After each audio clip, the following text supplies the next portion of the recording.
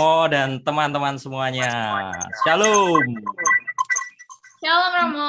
Ya, selain gerakan tadi yang katekes asik untuk lo and gue, lo dan gue. Ya, nanti kalau teman-teman nyebut katalog juga jangan lupa ini ada tandanya nih. K nih, K. Gimana nih? Katalog ya gitu ya, katalog ya. Oke, teman-teman, Romo ingin memberi sedikit pengantar singkat, sedikit pengantar singkat ya, sudah sedikit singkat lagi gitu. Tetapi semoga kemudian menjadi latar belakang kita kenapa kita mengadakan kelas katekesa asik untuk lo dan gue pada hari ini. Saya izin share screen dulu sebentar. Nah, tahun 2021 di awal bulan April, Pemkab KWI itu membuat survei kepada orang muda Katolik. Dan salah satu survei OMK Indonesia itu tentang pengajaran iman atau katekese bagi OMK di masa pandemi. Nah, bentuk pengajaran iman yang diterima OMK di masa pandemi itu yang paling besar adalah homili ternyata. Lalu kemudian renungan harian. Juga paling banyak diterima oleh OMK yang menyebut homili itu sampai 1.607 OMK yang menyebut. Nah, metode penyampaian katekese atau metode penyampaian pengajaran iman, jadi kalau kita menyebut katekese itu artinya pengajaran iman, metode penyampaiannya itu sebagian besar 1.759 OMK itu menyebut bahwa mereka mendapatkan pengajaran iman lewat media online selama masa pandemi ini. Lalu 37% itu dengan offline. Berarti hampir sebagian besar dari kita itu mendapatkan pengajaran iman lewat media online. Bagaimana OMK memandang pengajaran iman? Apakah penting atau tidak? Dan 70% itu mengatakan sangat penting sekali.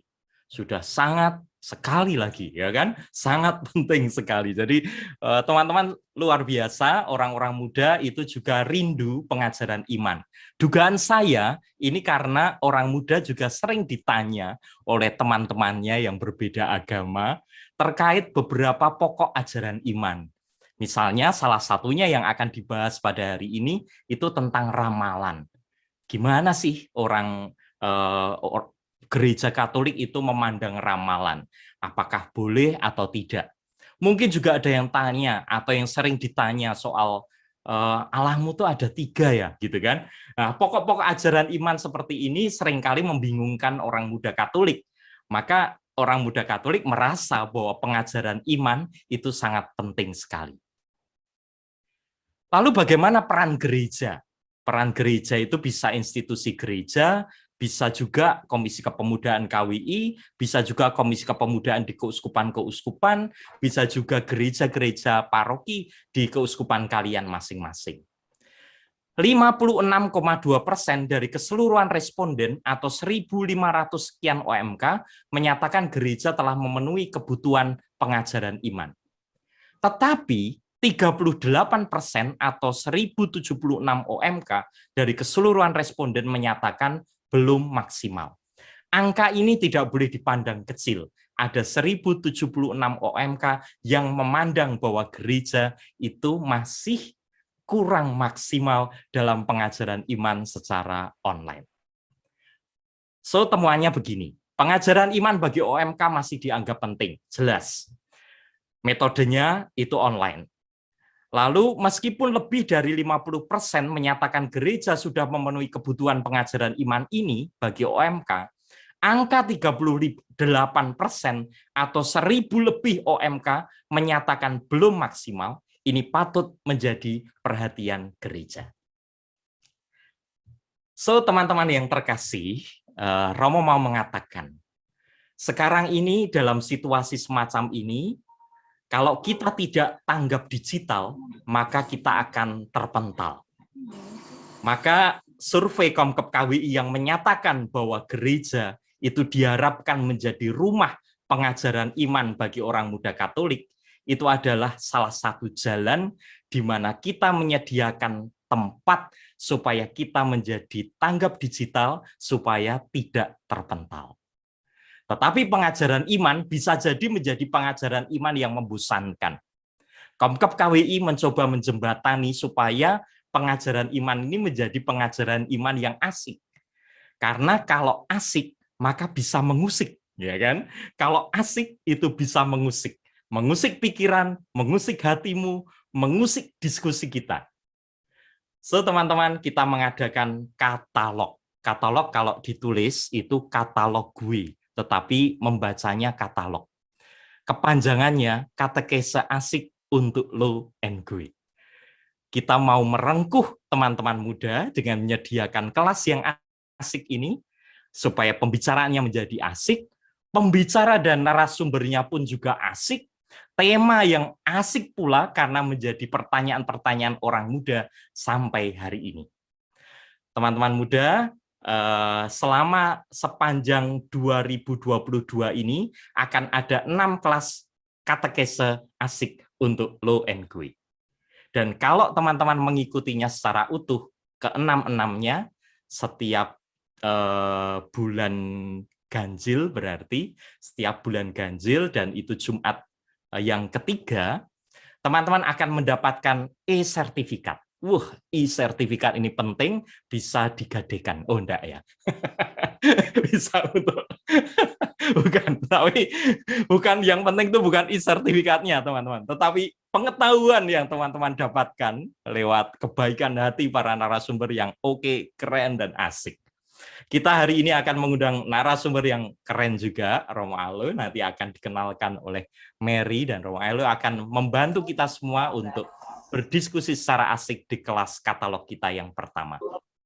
Teman-teman, Romo penggemar film Spider-Man. Film Spider-Man itu mulai dari Coming Home, pulang ke rumah, lalu Far From Home, jauh dari rumah, lalu yang terakhir ini No Way Home, tidak ada jalan untuk pulang ke rumah. Tetapi hari ini kita mau Home Sweet Home. Home Sweet Home. Semoga kelas katekese ini menjadi kelas katekese yang asik, tempat di mana kamu pulang, merasakan sungguh-sungguh asik, nyaman tinggal di rumah. Kamu bisa belajar dengan asik pula tentang pengajaran iman yang sangat kaya dari Gereja Katolik dengan tema-tema yang sering ditanyakan oleh orang-orang di sekitar kita. Jangan lewatkan setiap Jumat ketiga di bulan ganjil bersama orang muda Katolik. OMKNet, OMKNet. Jangan lupa ya. Oke, teman-teman, semoga teman-teman Home Sweet Home selamat berdinamika dalam kesempatan katalog ini. Tuhan memberkati. Terima kasih. Selamat malam Mary, selamat malam teman-teman OMK Indonesia. Halo semua yang hadir di sini. Malam, Mo. Selamat malam, Eka. Malam, Eka. Baik, Eka, panggung ini akan kuberikan kepadamu untuk beberapa hari ke depan, mau nggak sih, Kak? Boleh, karena nanti saking asiknya nih pembahasan kita malam hari ini ya. Oke, baik Eka dan Romo Aloy, waktu dan tempat dipersilakan.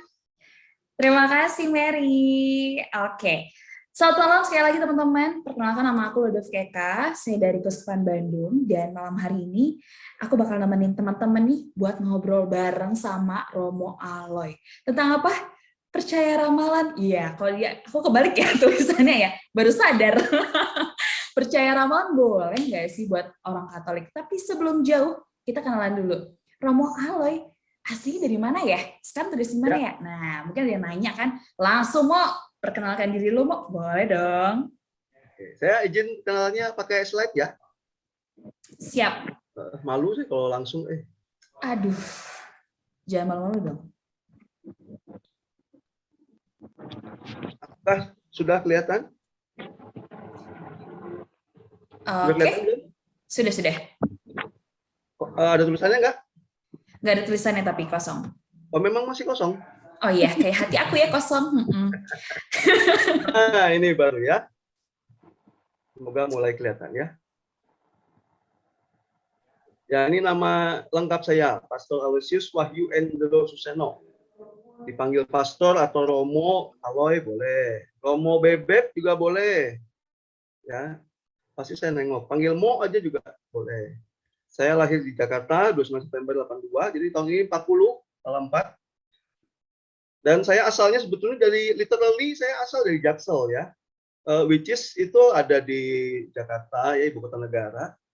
Ya, jadi saya anak Jaksel, meskipun bukan daerah yang berbahasa Inggris campuran gitu, enggak. Saya daerah pinggiran lagi.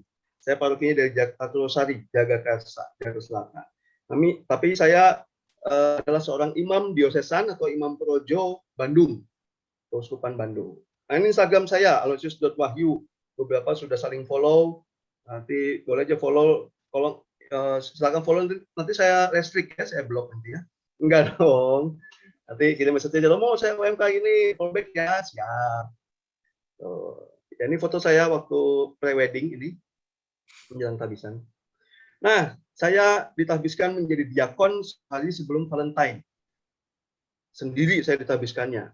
Gaya emang. Yang ditahbiskan 1, uskupnya 2. Nah, sehari sebelum Valentine di Fermentum 2019. Lalu ditahbiskan menjadi imam di Paroki Santo Paulus, Bandung, 25 Juli 2019. Sebelum pandemi. Jadi umatnya masih banyak, imamnya masih banyak, amplopannya juga masih banyak. Lumayan ya buat uang 1 awal. Nah, ini saya tinggal di sini. Bagi yang tahu Bandung, ini Kabupaten Bandung, ya, selatannya Kota Bandung. Saya tinggal di Paroki Santo Franciscus Xaverius. Bukan Kuta Bali, bukan, tapi Dayakolot, Kabupaten Bandung. Nah, tugas saya yang pertama, yang utama adalah pastor paroki. Jadi gini-gini pastor paroki saya ya. Pastor paroki kok gini? Ya, tugas utama saya pastor paroki di sini sejak Maret tahun lalu, jadi belum setahun. Lalu saya juga masih mendampingi para seminaris. Seminari Menengah Cadas Hikmat Keuskupan Bandung. Ini calon imam yang masih tingkat SMA. Saya juga sebagai staf di sana meskipun tidak intens ya, karena saya tinggalnya di paroki. Lalu saya juga mengajar agama di Stikes Santo Boromius Kabupaten Bandung sudah tahun ketiga. Yang pasti kuliah agama, karena saya nggak mungkin ngajar perawatan jenazah, nyuntik, nggak ngerti saya.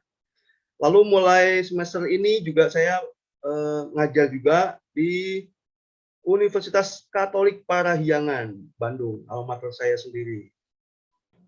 Ya, katanya Unpar tuh ciwi-ciwinya cantik-cantik, tapi saya tidak tergoda lah. Ngapain mahasiswi? Lalu saya juga mendampingi teman-teman komunitas Tunggal Maha Kudus atau KTM Muda Mudi Distrik 3 Bandung. Lalu tugas terakhir yang gedenya moderator makam. Ini makam untuk Dekanat Bandung Selatan. Jadi lengkap pastoral saya mulai dari hamilnya, lalu dibaptis bayi, komuni pertama, penguatan, persiapan perkawinan, lansia sampai meninggalnya. Makam juga saya dampingi komplit. Jadi saya pakai komplit. Nah, ini rekan-rekan tahbisan saya ada 5 orang, 4 di Bandung, 1 OP. Nah, yang Kasula Hijau itu saya kira beberapa pasti kenal karena sering tampil di YouTube maupun Instagram, Romo Bayu OP, sering memberikan pengajaran katekese juga. Ya, itu aja perkenalannya, Eka. Mantap, luar biasa ya. Jadi boleh manggil Moloy atau mau Beb ya. Jadi saya meskipun usianya sudah tua ya, hampir 40, saya baru usia imamatnya 2,5 tahun, jauh dibanding Romo Kristi. Karena saya dulu sempat kuliah, lalu kelayapan dulu, pacaran dulu, mantan saya ngesmi ada 6. Senin, masih berhubungan baik ya? Jumat, Sabtu, Minggu kan hari Tuhan ya. Oh iya, lengkap banget. Baik. Aduh, kalau ngomongin mantan, ntar itu kan udah masa lalu ya. Kan kita sekarang masa depan gitu. Nah, ngomongin masa depan, masa depan kayaknya identiknya tuh sama ramalan-ramalan gitu kan, Maya? Nah, sebelum jauh nih, mungkin ada yang belum tahu apa sih itu ramalan, meskipun ya kayaknya udah pada habis ngecek tuh. Aduh, zodiak Virgo hari ini gimana ya? Nah, tapi keuangan asmara. Keuangan asmara, jomblonya berarti kapan ya? Nah, coba mau ramalan itu apa sih, Mo? Ramalan ya, Kalau secara sederhana, ramalan itu kan sesuatu yang ingin membaca hal-hal yang akan terjadi di masa depan, kan? Intinya gitu ya. Secara sederhana begitu. Tapi kita jangan salah memahami dulu, karena ternyata ramalan itu ada macam-macam. Ya, Ada betul. nah, contoh gini, dari sumbernya aja, ya, ada ramalan ya yang sebetulnya itu berasal dari Allah. Oh, kok bisa ramalan dari Allah? Kita mengenalnya dengan nama nubuat. Nah, kan sering ya di kitab suci itu, bukan sering, banyak sekali nubuat. Bahkan perjanjian baru itu kan pemenuhan nubuat perjanjian lama, ya kan? Nah, kalau dalam arti itu, ya itu harus kita percaya. Nanti misalnya dalam apa ya, kitab Mika misalnya, kitab Mika itu kan, hai Bethlehem, sekali-sekali engkau bukanlah yang terkecil gitu kan, daripadamu akan lahir juru selamat. Nah, nanti kan tergenap itu bahwa Yesus lahir di Bethlehem.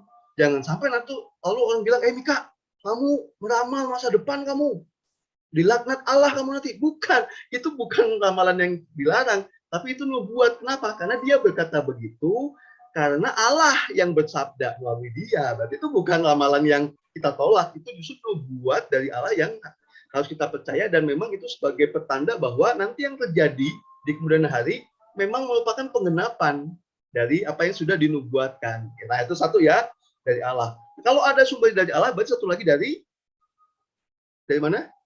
Dari manusia, dari setan. Nah, dari mana, Kak? Dari setan. Kita perkenalan nih. Bukan dong. Bukan. Wah, tadi nyebut nama sendiri, bukan? Bukan. Bukan. Iya, ada ramalan. Kalau tadi dari Allah, ini dari iblis, dari setan. Kenapa? Kok bisa setan ngeramal? Loh, setan kan juga jagoan. Jangan dikira. Yang berkata, aku tahu siapa engkau, yang kudus dari Allah. Kata-kata siapa tuh? Santo Santa? Bukan. Yang ngomong itu siapa di kitab suci, di dalam Injil? Iblis yang ngomong begitu. Aku tahu siapa engkau yang kudus dari Allah. Itu iblis yang ngomong. Berarti iblis tuh punya pengetahuan juga jauh lebih tahu daripada manusia. Termasuk melebihi ruang dan waktu yang bagi manusia itu terbatas. Maka iblis juga bisa tahu tentang waktu-waktu yang beberapa tahun lalu terjadi. Mungkin juga kemungkinan besar dia juga tahu mana yang akan terjadi di masa depan. Nah, ini yang sering dipakai oleh peramal-peramal dengan maksud apapun. Kan manusia pengen tahu nih, besok saya jadi apa ya? Nanya Tuhan, Tuhan nggak jawab. Ya, cuma di-read doang, nggak dibales. Nah, saya tanya iblis aja kalau gitu, kan iblis juga tahu. Gitu. Itu yang dilarang. Nah, jadi dari itu aja kita udah dapat dua ya. Ramalan yang dari Allah, nubuat, dan ramalan yang dari roh jahat atau iblis. Nah, terus tadi kan dari manusia juga bisa meramal loh, bukan dari iblis, tapi dari mana? Nih. Dari mana nih? Dari jidat. Kepala. Akal budi. Dari akal budi.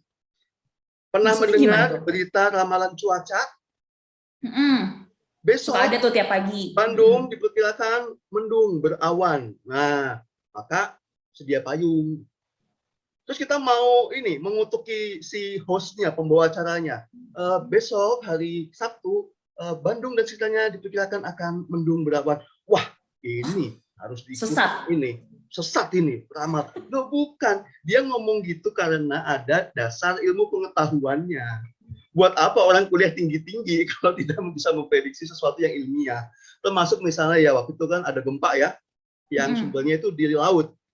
Kemudian muncul tuh dari BMKG, hati-hati, ada potensi tsunami. Terus kita mau demo BMKG, melanggar Alkitab gitu. Kan tidak, BMKG itu ilmiah. Dia punya sesuatu dasar yang bisa menjadi dasar untuk mengatakan ini ada potensi tsunami, maka hati-hati. Kan gitu. Termasuk binatang-binatang itu kan juga ada intuisinya. Mau gunung meletus misalnya, ya kan? Itu kan ada tuh kalau binatang-binatang pada turun ke tempat yang lebih rendah, pertandanya akan jadi bencana alam. Terus binatang itu setan semua gitu. Anak setan tuh binatang semua, kan tidak. Ya, itu lalu intuisi bisa membantu manusia untuk menjadi pertanda bahwa akan terjadi sesuatu di masa depan, maka kita harus mempersiapkan diri. Nah, ini yang ketiga, dari akal budi atau intuisi manusia berdasarkan analisis ilmiah. Nah, lalu ada juga ramalan yang sifatnya apa ya? Cocok logi lah, kita sebut begitu ya. Cocok logi. Jadi fakta-faktanya tuh terjadi benar, cuman dia menghubungkan secara asal supaya dia bisa membuat kesimpulan prediksi. Itu contohnya apa ya?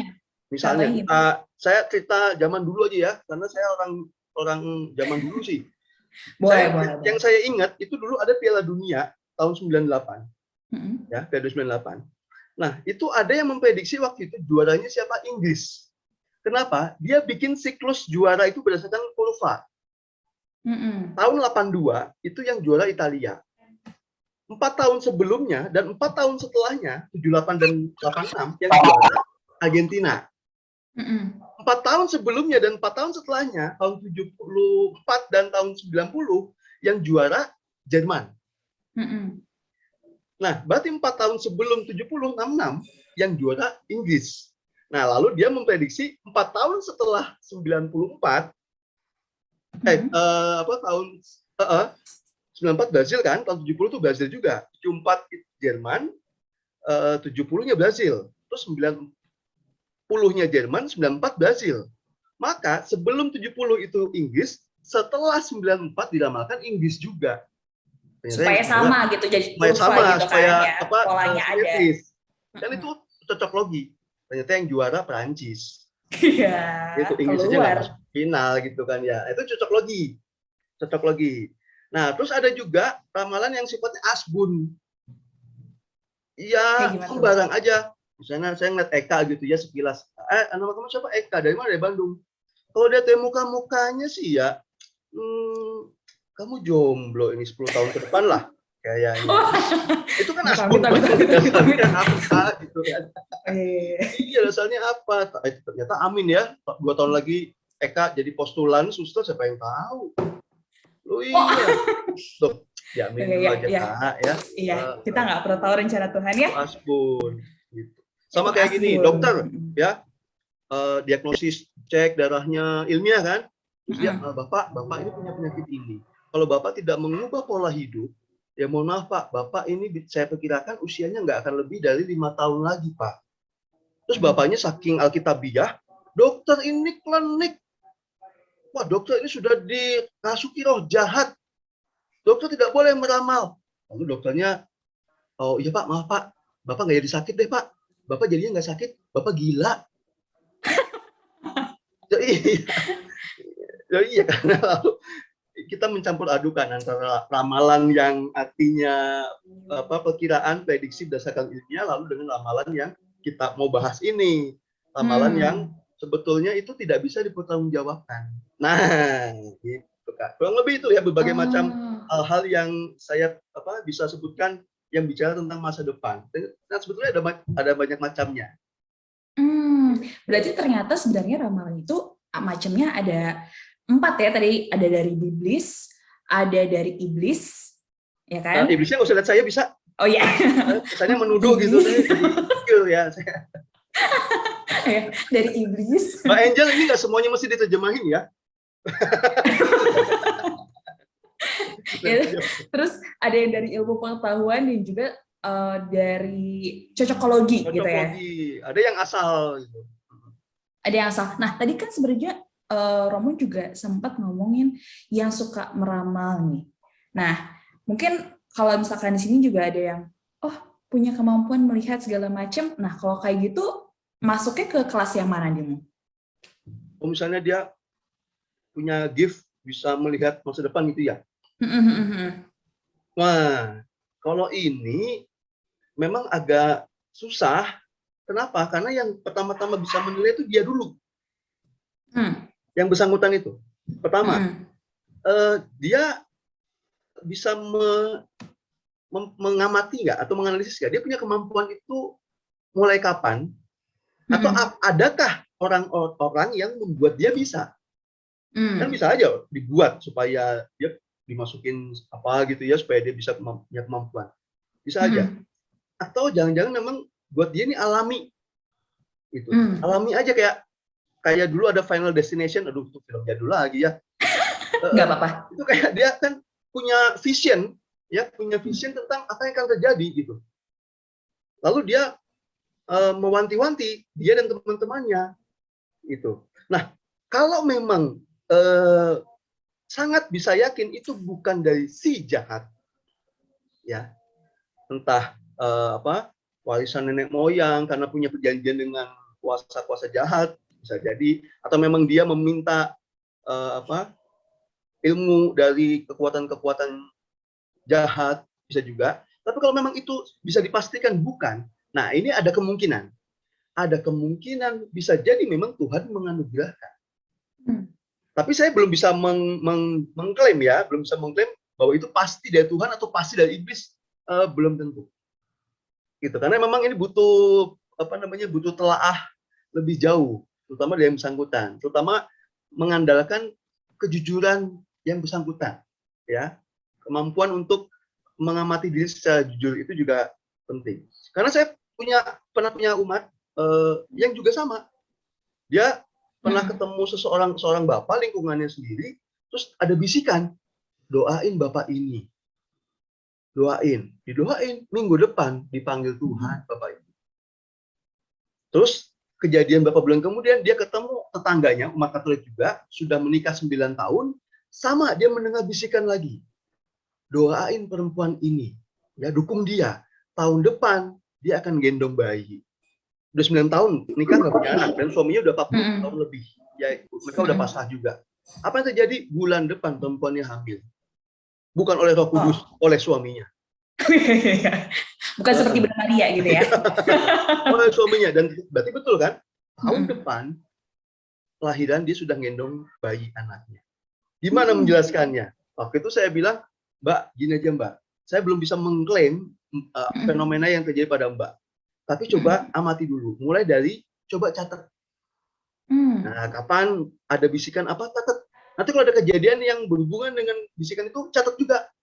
Nah, nanti setelah ada pola-pola itu, coba kita konsultasi lagi. Belum sempat konsultasi, saya sudah dipindah parokinya. Jadi saya lepas tanggung jawab terhadap tanggung jawab pastor setelah saya. Ya udah. Nah, ini di Alkitab sudah jelas sebetulnya ya. Apa kamu bisa search kurang lebih misalnya di Imamat 19, Imamat 20 gitu ya. Jangan kamu melakukan telaah atau ramalan, itu bunyinya. Nah, ini juga jangan salah. Telaah di sini lalu nanti teman-teman takut bikin skripsi atau tesis. Oh iya. Itu ada telaahnya gitu ya. Telaah biblis atas. Wah, ini telaah nih. Wah, ini sesat ini. Bukan itu maksudnya, ya, beda lagi. Jangan melakukan ramalan. Itu kata kitab suci. Disebut lagi, diulang lagi. Jangan kamu berpaling pada arwah atau kepada roh-roh peramal. Jangan kamu mencari mereka. Ya, kalau saya nggak pernah mencari roh-roh peramal. Mungkin peramal yang cari saya mungkin pernah ada ya.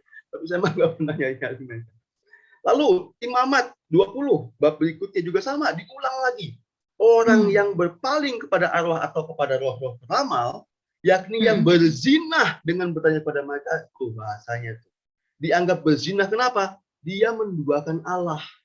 Ibaratnya Allahnya itu Kinan, tamunya itu Aris, roh peramalnya itu Lydia. Oh, oke. Iya, gitu. Harusnya kan kamu setianya sama Kinan, tapi kamu selingkuh sama Lydia. Ini juga sama. Harusnya kita pada Allah saja. Tapi kalau kita menggunakan ramalan, sama saja kita berzinah. Selingkuh kepada yang lain, kepada kuasa yang lain selain Allah. Gitu, makanya disebutnya berzinah, karena kan kita kekasih Allah. Nah, kalau kita lalu mengandalkan yang lain, berarti kita selingkuh, itu namanya berzinah. Gitu. Nah, di kitab Ulangan juga ada ya. Lalu di Katekismus Gereja Katolik itu juga disebut. Begini, saya mengutip aja lah, biar nggak salah, nanti kalau saya salah kutip, saya dikasih SP sama uskup, bahaya nih, dikira ajaran sesat. Katekismus Gereja Katolik artikel atau nomor 2115, ya, poin-poinnya. Allah dapat mewahyukan masa depan kepada para nabi dan orang-orang kudus. Nah, tadi yang saya sebut nubuat. Jadi ramalan yang dari Allah itu nubuat namanya. Nah, kemudian sikap orang Kristen, satu, menyerahkan masa depan dengan penuh kepercayaan kepada penyelenggaraan ilahi. Kan masa depan milik Allah. Sekarang gini, Eka, saya tanya, kalau kamu pakai ramalan, kamu pengen tahu apa sih sebetulnya? So, pengen tahu apa? Apa sih yang orang-orang pengen tahu dengan ramalan? Dia ingin meramal apanya sih? Matinya kapan? Biasanya, mungkin biasanya kayak apa ya, nanti akan jadi apa gitu, nanti ada apa. Karir, Kalau itu ada misalkan jawab ya. karir, jodoh, benar. Oke, sekarang begini. Misalnya kita mulai dari yang sederhana. Kamu sudah tahu, sudah diramal, mati kapan? Ya, misalnya sebutlah matinya besok. Apa yang akan kamu lakukan hari ini, malam ini? Kamu akan langsung bertobat, live dari Zoom ini, dan kamu akan mendatangi orang tuamu, keluargamu, minta maaf semaaf-maafnya. Dan kamu akan mendatangi orang terdekatmu yang kamu cintai, minta maaf ke semuanya. Betul nggak, Kak? Iya, benar-benar. Kamu nggak akan terus-terusan hahehe di sini kan kalau tahu. Iya, benar. Artinya, kalau kamu sudah tahu besok meninggal, perbuatanmu hari ini, minta maaf, berbuat baik, itu didasarkan pada ramalan masa depan. Bukan didasarkan pada memang kamu harus berbuat baik pada orang. Memang kamu harusnya minta maaf pada orang-orang yang kepadanya kamu bersalah. Ya nggak? Kalau kamu tahunya matinya 10 tahun lagi, kira-kira apa yang akan kamu lakukan?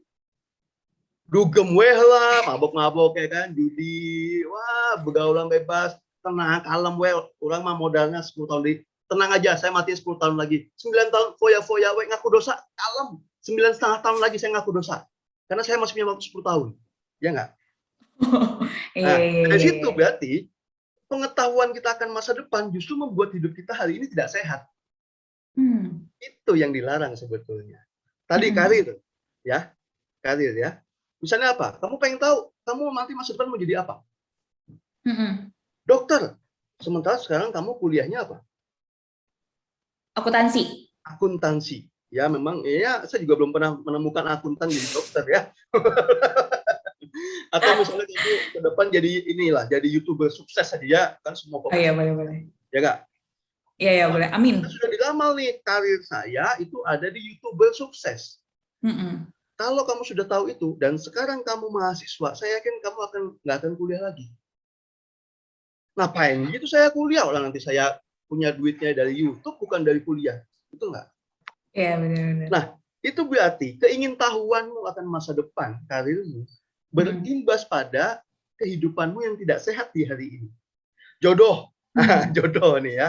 Misalnya, diramal, wah jodohmu, ya cewek misalnya cewek, jodohmu nanti akan ada cowok tingginya 170 cm, kulit sawo matang, kamu ketemunya di gereja. Wah, kamu setiap kali misa bukan fokus ke Romo, cari mana nih cowok sawo matang 170 cm. Pas duduk sih biasa, nah pas berdiri langsung diukur. Wah, bukan, itu mah 165, bukan. Gitu. Dan ketika ada orang cowok yang mengajak kamu kenalan, kamu akan langsung membuat persyaratan. Maaf, cowok, oke. Kulit sawo matang, oke. Tinggi berapa? 172, maaf ya, ketinggian 2 cm. Bisa ditulis.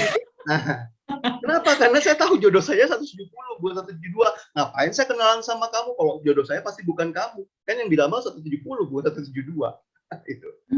Nah, kebayang ya? Kebayang. Jadi sebetulnya ramalan itu bisa masuk ke dalam aktivitas manusia. Akarnya adalah seperti disebutkan dalam katekismus. Rasa ingin tahu yang tidak sehat akan sesuatu yang sebetulnya itu di luar kuasa manusia.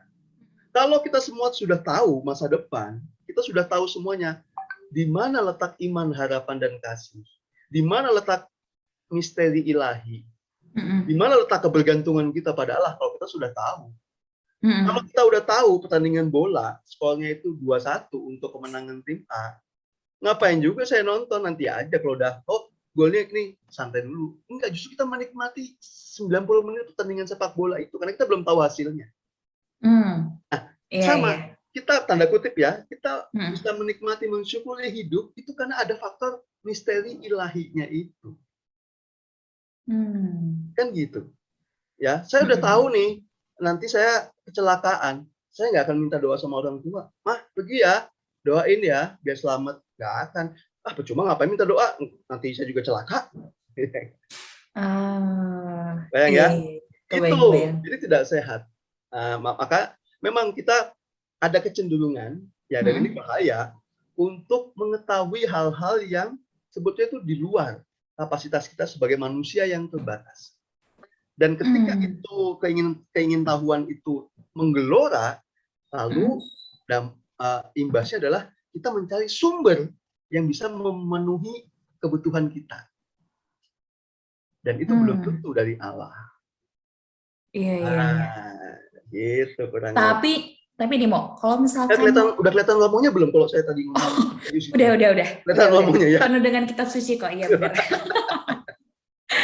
Tapi nih Mo, kalau misalkan nih, ternyata kita tuh cari-cari ramalan tuh buat biar lebih termotivasi gitu kan. Kayak misalkan tadi nih, kamu bakal jadi YouTuber hebat. Wah, kan jadi termotivasi untuk semangat nih bikin konten atau gimana. Atau misalkan bisa bekerja lebih giat lagi, atau misalkan bisa lebih rajin lagi belajarnya, bisa lebih rajin lagi gerejanya, atau hal lainnya yang bikin kita tuh jauh lebih termotivasi mau gara-gara baca ramalan.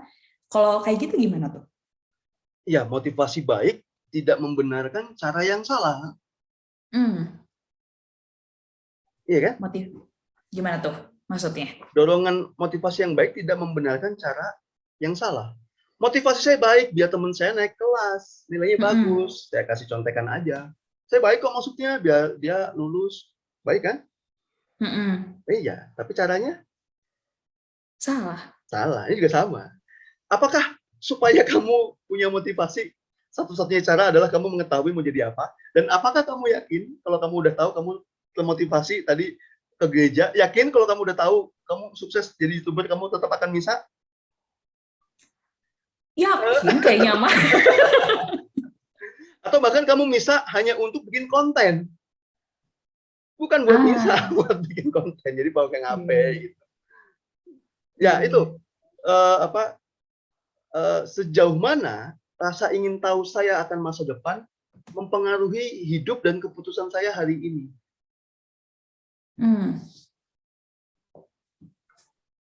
Gitu kira. Nggak usah takjub gitu Kak, biasa aja ini mah. Takutnya kamu kelihatan banget gitu. romonya. Jadi bijak banget gitu. Bijak banget gitu. Berarti sebenarnya yang perlu kita lihat tuh apa ya? Arahnya ketika kita melihat ramalan itu untuk apa gitu ya? Itu dulu. Itu mulai dari situ juga bisa baik itu. Kayak ramalan jodoh ya. Ada macam-macam ya. Horoskop, apa namanya, stetoskop sih, stetoskop ini ya. Beda dong. Ada zodiak, ada sio, ada yang baca garis tangan, ada. Nih Eka, ada. Coba nih Eka, coba ya, karena kita ngomong garis tangan nih ya. Coba tangannya gini, Eka. Oke, tangan kanan ya. Agak kebuka sedikit. Sorry, agak ke tengah biar itu tidak hilang jadinya. Oke, agak ke tengah. Agak ke atas sedikit, biar kelihatan. Oke. Dibalik. Oke, baik lagi. Sekarang agak dekat kamera supaya saya lebih bisa lihat garisnya. Terus jarinya dapetin. Oke, udah cukup Kak. Dari sini saya bisa tahu. Apa tuh? Bahwa Eka ini orangnya penurut. Kok bisa tahu? Saya suruh apa aja mau kamu tadi. Oh iya bener juga. Aduh, itu bukan baca garis tangan dong.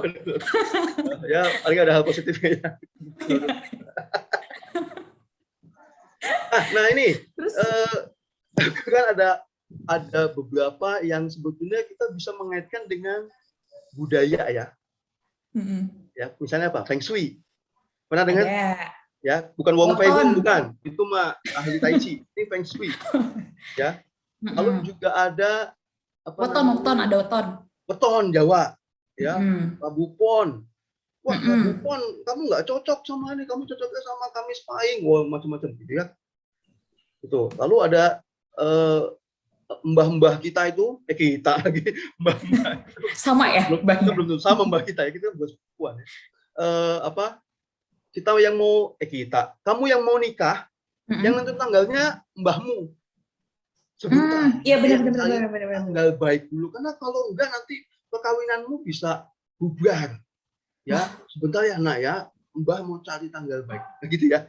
Suka ada ya? Benar. Ada. Untuk hal ini, saya pribadi, terus terang, tidak bisa begitu saja membuat justifikasi. Penilaian, apakah itu boleh atau tidak. Kenapa? Kita perlu melihat beberapa aspek. Pertama, budaya itu kan kalau kamu lihat di Kamus Besar Bahasa Indonesia kayak Badudu ya, itu ada.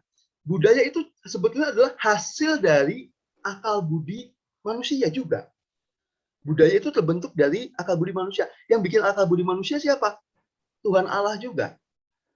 Nah, mungkin ya, ada perhitungan-perhitungan khas budaya tertentu yang lalu bisa membuat perhitungan seperti itu. Dan itu mungkin saja bisa dipertanggungjawabkan berdasarkan perhitungan rasional mereka yang kita nggak tahu. Gitu. Kita mungkin ngeliatnya aneh, apa hubungannya sih? Ya, apa hubungannya? Tapi kan kita nggak tahu apa dasarnya mereka bisa berkata seperti itu. Kalau ternyata sebetulnya penghitungan-penghitungan khas budaya itu memang ada dasarnya, dan itu bukan dari kuasa jahat, ya, bukan kuasa jahat. Maka buat saya anggaplah itu kearifan lokal yang kalau kamu tidak mau percaya karena iman Katolik ini juga silakan. Tetapi kalau kamu mau ikuti karena menghormati kearifan lokal, menghormati budaya, itu juga silakan. Kalau memang itu tadi ya, sekali lagi kalau memang itu ternyata bisa dipertanggungjawabkan, itu memang budaya, bukan unsur klinik atau tahayul. Pernah lihat di toko-toko ada kucing begini? Iya, bukan kucing, suka. patung kucing ya, kucing beneran. Iya benar. Atau kucing yang orang-orang kuning gitu kan ya, dan itu kan khas apa ya? Ya khas, sebutlah khas etnis Tionghoa. Toko-toko yang Tionghoa. Saya belum pernah lihat ada toko apa namanya angkringan itu ada patung kucingnya, itu saya belum pernah lihat ya. Biasanya itu toko-toko yang memang pemiliknya Tionghoa ada kucing. Lalu itu buat apa? Oh, ini membawa keberuntungan, Romo. Sebentar. Kamu bisa bilang ini membawa keberuntungan di apa dasarnya? Kalau hanya semata-mata, iya, karena kucing ini bawa hoki, patung kucing ini bawa hoki. Kalau hanya sebatas itu kemungkinan besar bisa mengarah ke tahayul. Kamu doa Bapa kami itu ke siapa? Bapa kami yang ada di surga dan seterusnya. Berilah kami rezeki pada hari. Dapat rezeki bilangnya dari kucing. Pohonnya ke Bapak, dikasih, bilangnya dapatnya dari patung kucing. Lah kan kacau itunya ya. Nah, tetapi kalau ternyata keberuntungan yang dimaksud itu ada aspek, misalnya aspek psikologisnya. Bahwa tangan yang gini-gini itu secara psikologis itu memancing orang untuk merhatiin dan mendorong orang untuk minimal apa sih gitu ya. Maka itu kan sebenarnya psikis, bukan tahayul. Sama kayak pernah lihat toko-toko handphone ada boneka angin itu yang tangannya gini-gini. Ya kan? Nah, itu sih. Ya. Itu makanya ini boneka TikTokan mulu ini. Benar. Untung nggak begini ya boneka anginnya. Atau enggak apa boneka anginnya apa pargoy gitu ya. Oh, saya tahu ya. Nah, saya suka TikTokan ya? Kadang-kadang lihat Instagramnya Angela itu, dia suka TikTokan. Masa sih? Pargoy. Nah, apakah lalu toko-toko itu juga bertahayul memasang begitu? Atau memang sebetulnya ini ada ilmu marketingnya nih dengan memasang itu, lalu orang jadi perhatian. Makanya perlu diteliti dulu. Jangan terlalu mudah untuk membuat justifikasi. Oh, ini klinik pun tahayul. Wah, ini wayang kulit nggak boleh. Kamu orang Katolik nggak boleh nyimpan wayang. Buang. Sebentar. Wayang itu bisa berupa jimat yang memang diisi oleh kekuatan-kekuatan goib. Tapi bisa juga itu memang benda kesenian. Nah, kalau benda kesenian jangan dibuang dong. Emang orang Katolik lalu anti budaya? Tidak. Gitu. Memang ya sebagai orang Katolik kita juga perlu beriman secara cerdas. Kita tahu mana yang kita tolak, tapi kita juga perlu menelaah, menganalisis apakah sesuatu ini masuk kategori hal-hal yang memang oleh iman Katolik ditolak. Atau sebetulnya tidak perlu ditolak. Nah, ini juga kita perlu hati-hati juga. Jangan serta-merta ramalan buang. Buka majalah, ada zodiak langsung dibuang. Ini Ngomong gitu ya, nggak boleh. sebentar.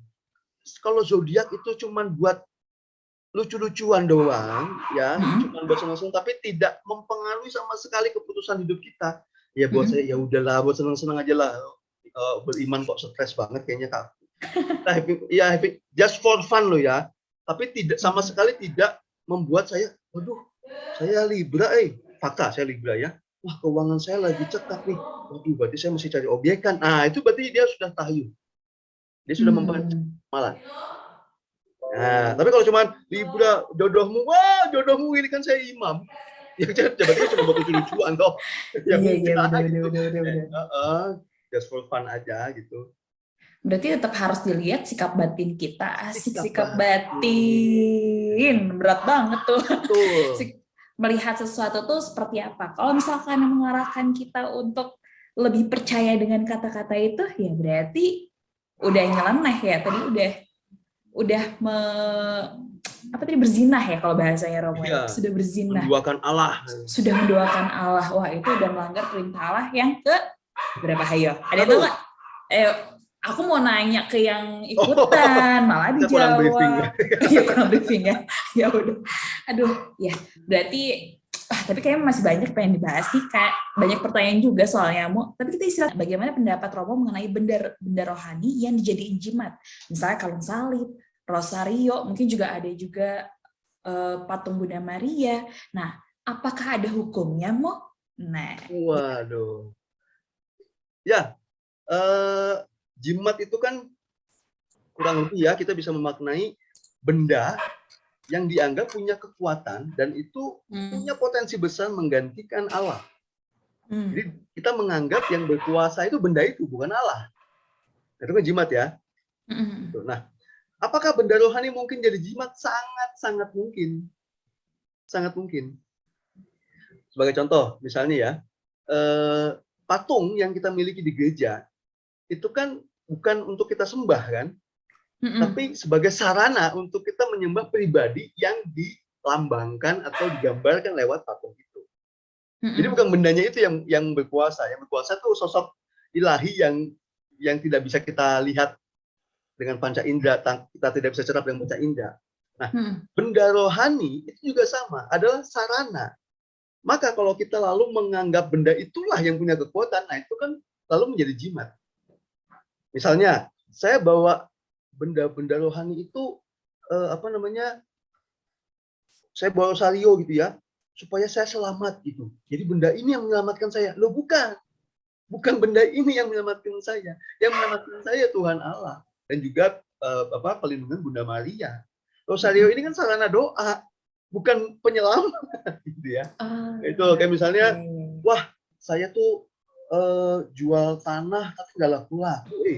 Makanya saya mau minta berkatin ini patung Bunda Maria, terus mau saya tanam di tanah itu biar tanahnya laku. Lah itu kan pasti jimat gitu ya. Gitu. Jadi mungkin saja. Maka kita juga perlu hati-hati. Nah tadi Eka sudah menyebutkan keywords-nya, kata kuncinya, sikap batin. Benda itu rohani, suci, sudah diberkati. Tapi kalau sikap batin kita keliru, benda yang harusnya bisa membantu kita dalam pengalaman iman dengan sosok dia yang ilahi, justru malah bisa membawa kita kesesatan karena kita salah dalam sikap batin. Gitu. Oke. Nah, kayak misalnya foto ya, foto pacar gitu ya, foto pacar disimpan di dompet. Itu kan supaya kita kalau buka dompet ingat pacar. Kalau ngeliat cewek cantik buka dompet ingat pacar. Bukan kalau pas lagi pusing buka dompet. Lagi ada masalah buka dompet, karena lihat foto di dompet ini lebih bermasalah dibanding beda dong. Iya gitu ya. Benar. Jadi hati-hati juga, bisa benda rohani itu menjadi jimat kalau kita salah menyikapinya. Meskipun benda rohani, tapi kalau misalkan ternyata kita menganggap itu jauh lebih besar kuasanya dibandingkan doa atau dibandingkan Tuhan Yesus itu sendiri, sama aja kita menganggap benda rohani itu jimat ya, Mo, dan itu enggak benda boleh. Rohani bisa berubah menjadi benda jimat kalau kita salah, tetapi benda yang memang jimat tidak pernah bisa kita pakai untuk rohani. Sudah. Oh iya benar juga. Jangan dibalik ya. Tidak ya. Tidak bisa berlaku jimat lalu sebaliknya dibawa ya. persembahan, piala, hosti, roti, anggur, jimat, buah-buahan. Waduh ya salah. Aduh, yang ada langsung pusing romonya ya. Nah, mau ada juga nih pertanyaan tentang mimpi. Nih, mau kalau misalkan mimpi, apakah bisa termasuk ramalan juga? Kadang nih bisa sesuai gitu, mau pernah mimpi terus jadi kenyataan besoknya. Nah, apa diperbolehkan mau di gereja Katolik untuk malah gombal untuk melamar kamu? Maksudnya meramal dari mimpi tersebut? Bisa aja nih. Ya Nah, itu gini, gimana mau? apalagi mimpi ya, mimpi itu sangat banyak aspek yang bisa masuk di situ ya, termasuk tadi saya bilang aspek psikis, psikologis, aspek fisik. Orang kalau habis capek, habis habis aktivitas apa membuat dia lelah, itu bisa berpengaruh mimpinya nggak enak, misalnya gitu ya. Atau dia perasaannya lagi sedih, lagi marah, lalu tidur mimpinya nggak enak. Itu kan banyak faktor. Gitu. Maka kalau kita bermimpi, tapi mimpi saya jadi kenyataan. Loh ya nggak apa-apa. Itu tadi saya bilang tidak serta-merta kita bisa membuat justifikasi atau penilaian. Kalaupun benar, gini saja, selagi kita belum tahu apa makna itu, apakah ini dari Allah, apakah ini dari iblis, apakah ini memang manusiawi saya, psikologi saya, atau apapun, selama saya belum tahu itu. Tetapi, sikapilah dengan cara orang beriman. Gitu. Lalu kalau mimpi menjadi kenyataan, wah berarti besok saya nunggu mimpi aja deh. Berarti kan balik lagi, keputusan hidupmu kamu gantungkan bukan pada kehendak Allah, tapi kamu gantungkan pada mimpi jadinya. Nah ini keliru lagi gitu. Mimpi menjadi kenyataan ya apa salahnya? Lalu saya ada vision, lalu ternyata besok kejadian, apa salahnya? Tapi selama kita juga belum tahu itu apa, dari siapa, ini benar atau bukan. Yang paling tepat sikap pertama dari ya sikapilah sebagai orang beriman. Itu contoh tadi, waduh saya dapat vision nih orang ini bakal celaka. Lalu saya tidak bisa melakukan apa-apa. Ya sederhananya apa? Doakan saja.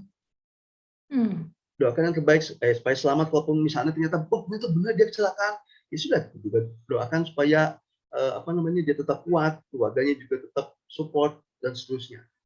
Sambil kita dicoba mempelajari pola-pola yang terjadi. Kok saya sering ya dapat vision ini, besok kejadian, dapat vision. Pertanyaan pertama adalah, Tuhan kalau memang ini dari Engkau, tolong anugerahilah aku Roh Kudus untuk aku dengan bijaksana mengetahui apa yang Kau kehendaki dari ini semua. Tapi kalau memang ini dari yang jahat, tolong Tuhan jauhkanlah aku dari yang jahat. Kenapa? Setan juga bisa benar. Iya. Karena setan juga punya kuasa ya. Setan juga punya kuasa. Setan juga punya pengetahuan. Iya, Kecuali betul. kiamat. Ya, kiamat itu kan setan nggak tahu. Anak manusia juga tidak tahu. Hanya Bapa yang tahu. Oke. Jadi balik sama tuh ya, dulu kan banyak tuh nabi-nabi palsu. Kiamat, saya bingung. Kok ada orang jadi event organizer kiamat gitu, saya bingung gitu ya. Pesannya di mana gitu. Nah itu jelas melenceng itu kalau jelas. Karena nggak ada yang tahu. Itu semoga terjawab. Nah mungkin kalau misalnya di sini ada teman-teman tadi beberapa juga nih ngebahas tentang mimpi besok jadi kejadian, besoknya kejadian. Nah mungkin teman-teman tadi bisa tuh pakai tipsnya Romo Aloy. Teman-teman catat mimpinya apa, terus misalkan kejadian nih, catat juga kejadiannya pas kapan. Terus nanti garis lurus. Kalau misalkan memang itu berulang, mungkin memang teman-teman dapat gift tadi itu ya, dapat gift dari Tuhan dan bawa dalam doa. Mungkin punya misi atau misalnya tujuan khusus lewat teman-teman kan? Bisa, tapi juga saya menyarankan perlu ada pembimbing rohani untuk bisa membantu yang bersangkutan menilai ini dari mana, roh jahat atau roh kudus. Kenapa? Karena bisa jadi juga itu bukan gift dari Allah, tapi itu dari si jahat. Untuk apa? Membuat kamu ketakutan. Untuk membuat kamu hidup selalu gelisah dengan kemampuan-kemampuan yang kamu miliki. Jadi bisa dua-duanya kan ya. Tidak bisa langsung dijat. Makanya perlu pembimbing rohani. Nah, jangan pembimbang ya, pembimbing. Bukan pembimbang tapi pembimbing ya teman-teman. Iya, bisa romo, bisa suster, bisa suster ya. Gitu. Yang bisa bantuin teman-teman. Oke, nah di sini ternyata sudah banyak yang mau resen nih Romo. Nah Romo mungkin mau milih mau siapa nih? Waduh, saya bukan lelaki pemilih. Bukan laki-laki pemilih. Sama aja ini. Aduh, siapa ya? Oh, ini ada Pasdiv dari Kuskupan, mana nih?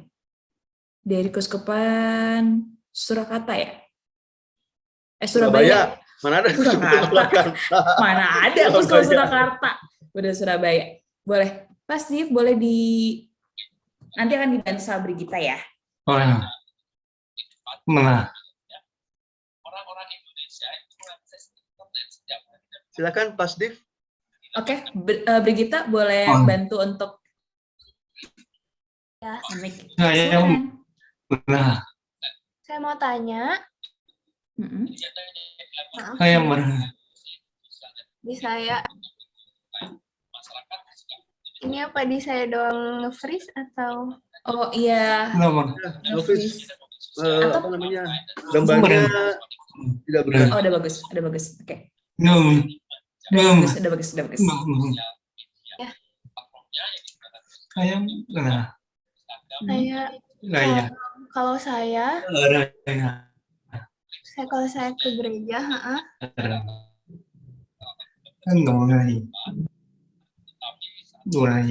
freeze.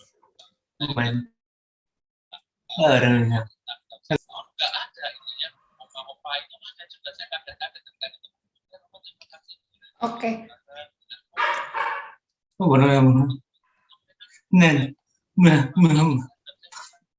Sudah. Pelan-pelan. Sudah.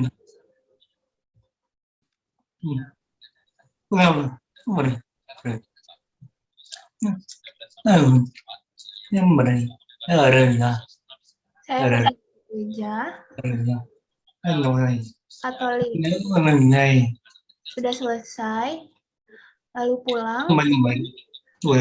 Teman-teman tuli Islam, beragama Islam atau tanya kepada saya.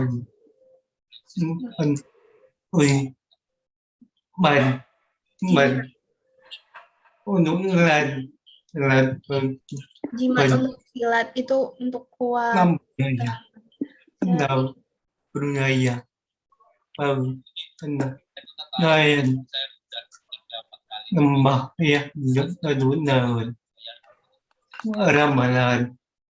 Ramalan.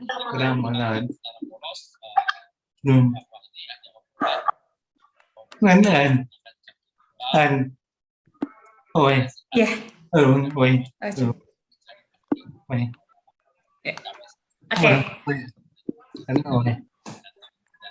Oke, nanti pasti bisa bertanya lewat chat ya, nanti akan dibacakan. Terima kasih. Oke. Terima kasih. I love you. Terima kasih. Sambil menunggu chat dari Pastif, aku mau kemana ya? Banyak nih yang resen dari Kusuma deh, boleh Kusuma Gracias. Nanti habis itu ke Kuskupan Manado ya, ada siapa nih? Oke, halo Kusuma Gracias. Halo. Oke. Hai, selamat malam. Halo, selamat malam. Suaranya kedengeran nggak, Kak? Kedengeran aman-aman. Oke. Silakan. Selamat malam Romo Aloy dan semua teman-teman. Saya mau nanya aja, kan saya Chinese nih, Mo. Keluarga saya masih Buddha gitu kan, dan kental banget Chinese-nya. Saya yang sendiri aja Katolik di rumah.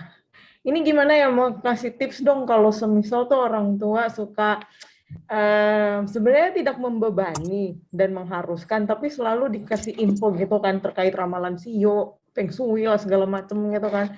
Terus sering loh, misalnya dikasih tahu tahun ini tuh kayak gini gitu kan. Jadi harusnya kalau siomu ini harus A, B, dan C gitu.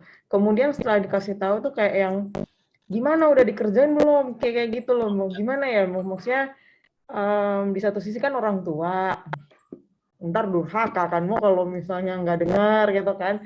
Tapi di satu sisi kan di kita tuh nggak kayak gitu kan. Di Katolik kan nggak kayak gitu. Tapi iya agak bingung juga sih mempertahankan budaya tapi kemudian bergesekan sama iman gitu loh. Jadi kira-kira harus gimana ya? Thank Baik, you. terima kasih. Kusuma Thank ya. you, Gracia. panggilannya. Oke, langsung kok, Grace. langsung dijawab. Itu aja ya. Ya, ini terkait dengan iman dan budaya. Pada prinsipnya, Gereja Katolik itu sama sekali tidak pernah menolak budaya. Ya, sejauh nilai-nilai itu atau makna itu tidak bertentangan dengan ajaran gereja. Saya langsung kasih contoh aja ya. Gini. Saya pernah ada umat saya, orang Katolik, Batak. Ya, Batak.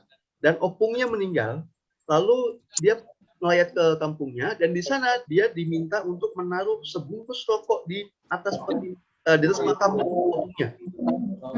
Dia orang Katolik taat, maka dia bertanya, ini buat apa? Saya emang merokok, tapi kan udah meninggal. Apa juga dikasih rokok juga gitu. Nanti emang makamnya full gitu, asap, kasih asbak juga gitu kan? Enggak. Ya. Lalu kata keluarganya juga Katolik. Dan keluarga juga paham. Enggak, ini hanya untuk menghormati opungmu saja. Gitu. Lalu dia melakukan itu. Dan ketika pulang dia bertanya kepada saya, ya gimana mau ya? Kan itu kayak saya sebagai orang Katolik aneh aja gitu. Nah, bedakan antara iman dan budaya.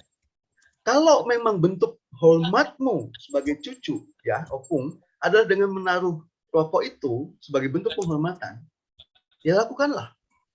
Lakukan saja. Apa bedanya dengan kita menghormati jenazah dengan mengenakannya pakaian yang bagus, mengenakan sepatu yang bagus, mendandanin, di make up bahkan ya, jenazah loh. Ya kan? Lalu menaruh barang-barang kesukaannya.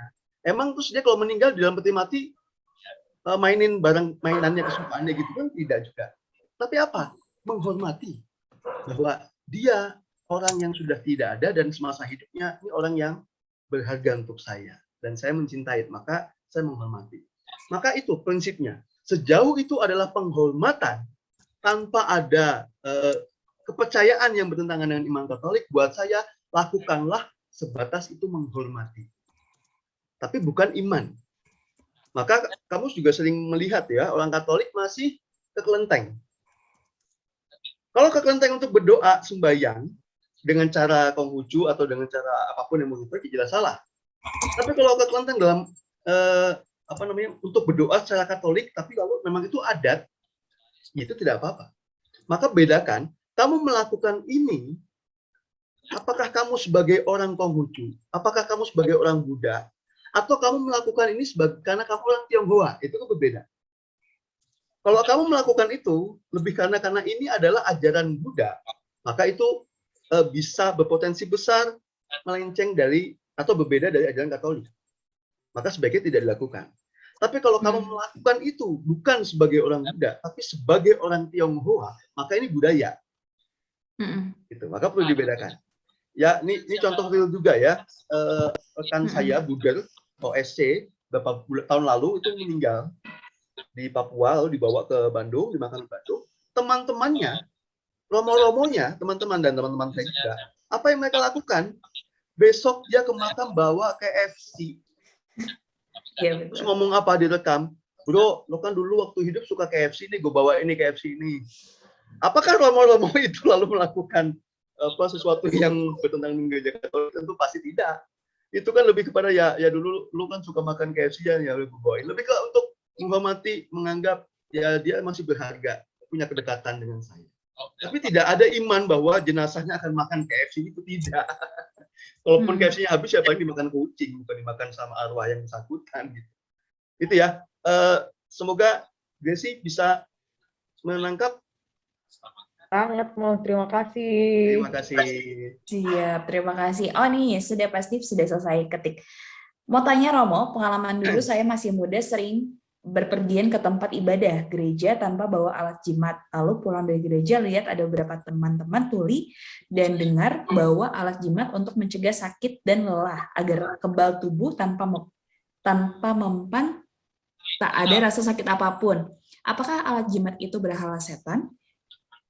Saya ingat tak berani pakai alatnya karena bisa jatuh dosa. Terima kasih.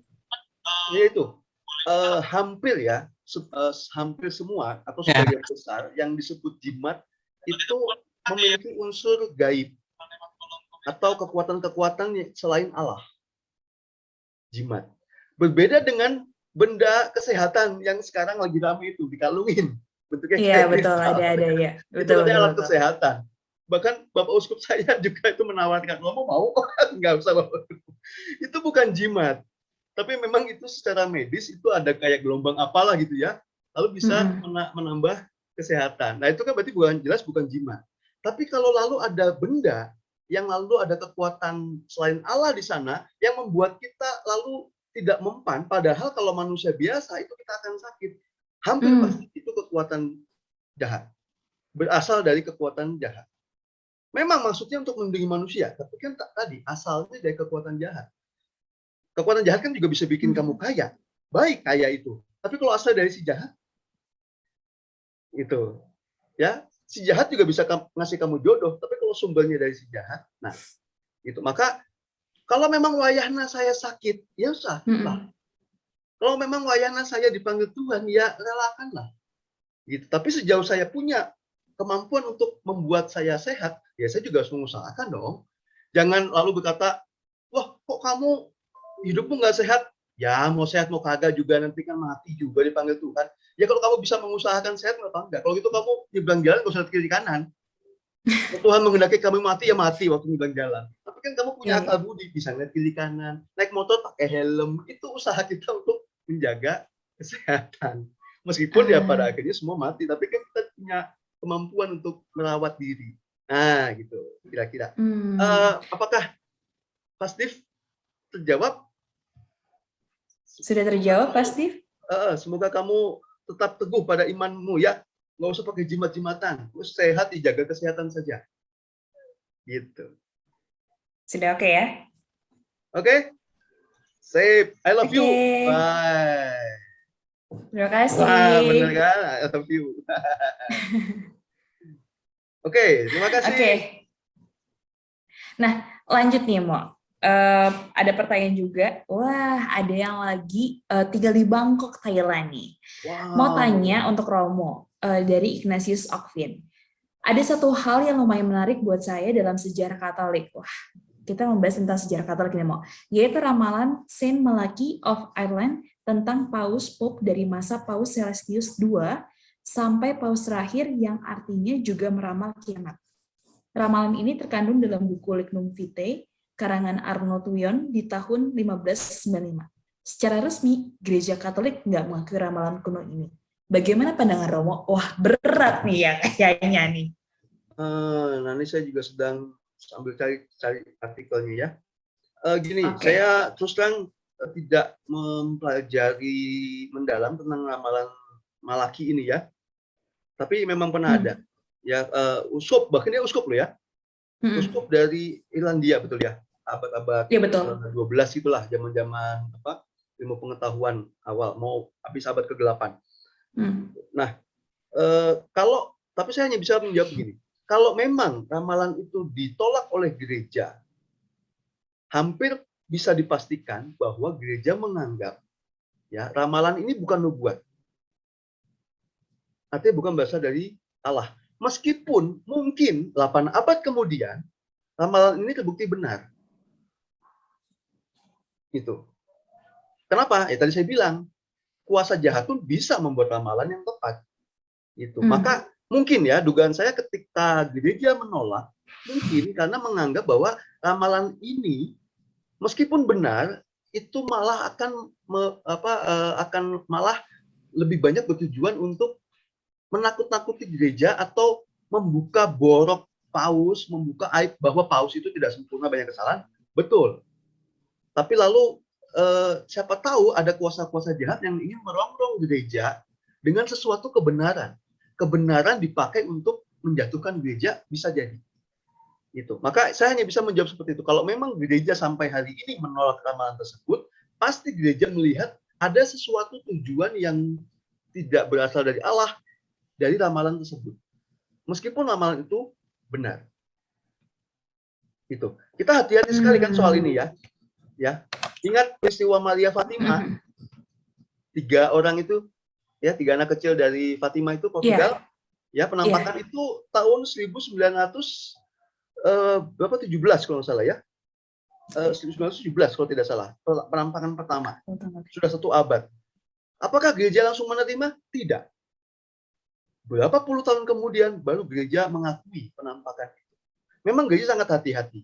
Jadi kalau memang sampai hari ini gereja menolak, artinya pertimbangan yang digunakan gereja adalah yang seperti itu. Bahwa ini belum bisa dipertanggungjawabkan berasal dari yang ilahi. Bukan tidak mungkin berapa tahun kemudian, kalau ternyata gereja melihat ini sebagai sesuatu yang baik dan benar, mungkin saja gereja akan mengakui. Tetap ada kemungkinan. Karena apa? Gereja kan selalu mengupdate diri, kan? Memohon terang Roh Kudus di setiap zaman. Ya buktinya itu. Penampakan Maria Fatima dulu ditolak. Tidak boleh dipublikasi. Baru puluhan tahun kemudian. Bahkan ketika yang menerima penampakan, duanya udah meninggal. Baru diakui. Ya kira gitu. Saya tidak bisa mengomentari banyak tentang ramalannya karena saya tidak mempelajari. Ya kecuali kalau besok ada sesi kedua, ya udah enggak. Mungkin itu saja ya. Artinya kalau pertimbangan gereja seperti itu ya sudah. Begitu. Mohon maaf, mungkin saya tidak bisa menjawab secara lengkap. Siap. Terima kasih Romo Aloy. Apakah mau sesi kedua? Tulis di kolom komentar. Iya. Kan tadi kata Romo Kristi kan asik gitu ya. Kalau nggak asik ya salahin yang undang saya. Enggak dong, tetap asik dong. Ya berarti tetap nanti ada pembedaan rohnya teman-teman. Apakah dari kuasa baik atau kuasa jahat. Dan itu nggak bisa langsung. Tadi ada yang nanya juga, bagaimana cara membedakannya? Perlu latihan ya, Mo ya? Perlu latihan. Nah, betul. Kunci dasar ya, meskipun tetap prakteknya perlu latihan. Untuk membedakan secara sederhana apakah roh baik dan roh jahat, saya mengadopsi caranya Santo Ignatius Loyola yang disebut sebagai discernment, pembedaan roh. Ya, kalau ini berasal dari Roh Kudus, maka indikatornya adalah kalau ini saya ikuti, ini akan mengarah kepada sesuatu yang memuliakan Allah dan membawa kebaikan atau keselamatan bagi banyak orang, termasuk saya juga. Tapi kalau ini sebaliknya, tidak mengarah kepada kemuliaan Allah, tidak mengarah kepada kebaikan sesama, hampir bisa dipastikan ini bukan dari Allah. Meskipun baik. Meskipun baik dan benar. Gitu. Saya diundang ke sini nih ya. Ternyata saya iyain bukan karena supaya ya membantu Romo Kristi ya berpartisipasi, tapi ya biar saya makin eksis aja, follower saya makin banyak. Itu jelas bukan dari Allah itu ya. Itu dari roh Instagram, itu bukan dari roh Instagram. Seperti itu. Ya, hal-hal baik bisa juga digerakkan oleh roh jahat. Itu teman-teman. Makanya kenapa? Kayaknya itu hal baik, nggak mungkin dong setan tuh mengarahkan kita ke hal-hal yang baik seperti ini. Nah, perlu dilihat dulu dan perlu latihan. Emang dikira itu cowok-cowok yang ngemodusin cewek itu bukan roh jahat itu? Baik-baikin cewek ya kan? Cewek pasang status galau langsung tuh jadi penangkaran buaya. Semua buaya nongol. Ada apa? Kita dong Lalu motifnya ya biar PDKT siapa tahu nyantol lah. Niatnya bukan mau bantuin. Ada udang di balik bakwan. Wah, enak dong kalau itu ya. Iya benar-benar. Nah, ini aku udah spotlight nih ya, ada yang mau nanya dari Keuskupan Manado. Keuskupan Manado. Agak ini ya, agak miring ya, Masnya. Iya, boleh dimiringin lagi. Dilurusin lagi biar nggak miring. Nah, cakep. Boleh. Malam Romo. Selamat malam, salam. Kedengaran malam. Oke. Sebelumnya perkenalkan saya Arga dari Keuskupan Manado. Masih OMK. Silakan Arga untuk langsung pertanyaannya. Ya. Jadi mau bertanya, ini masih berkaitan dengan ramalan. Tapi ini kayak deja vu.